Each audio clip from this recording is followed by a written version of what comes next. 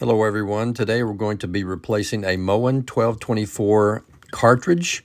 You can use this cartridge on either the hot or the cold side. In this video we're going to replace the cartridge on the hot side, which is the left side. We're going to first remove the cap.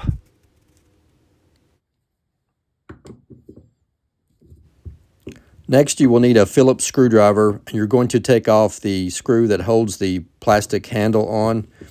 This will turn in either direction, but just hold it still and then turn the screw using your Phillips screwdriver and that will come out.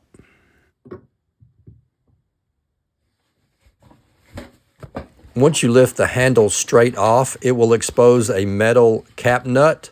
You will need a pliers, a wrench or a pair of pliers to take this off. And it does come off by screwing it counterclockwise. And once you do that, you'll be ready to replace the cartridge.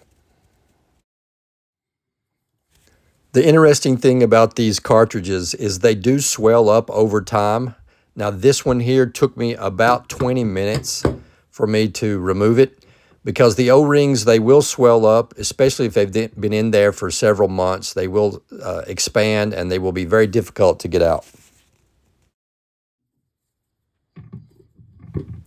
Here I am using a larger pair of pliers to grip the top of the cartridge, and then at the same time I'm using a flathead screwdriver to pry on the bottom.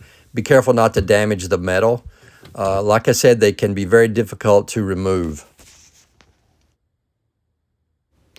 Just a quick word of advice. I would encourage you to start this process early in the morning, not wait until the end of the day.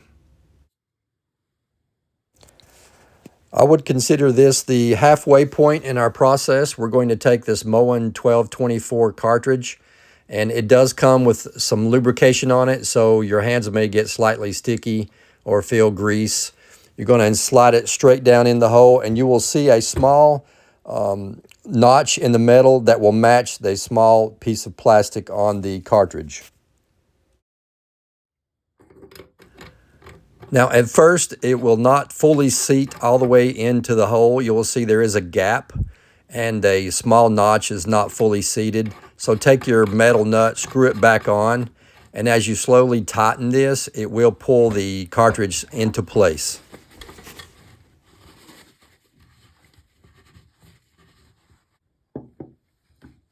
At this point, we've only used our fingers to tighten the silver nut, but now we're going to use some pliers to tighten it securely. And an important thing here is do not over tighten this nut. So rotate your handle until it fully seats, and then put your screw back in using your Phillips head screwdriver.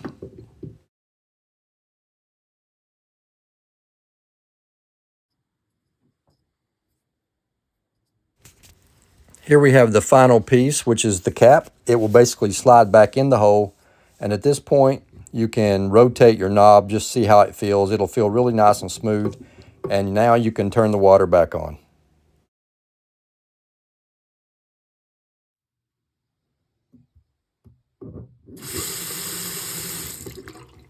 Do not be alarmed if you see some dirt and debris coming through the water. Anytime you disassemble plumbing, you will see this. So run it for about 4 or 5 seconds and it should clear up.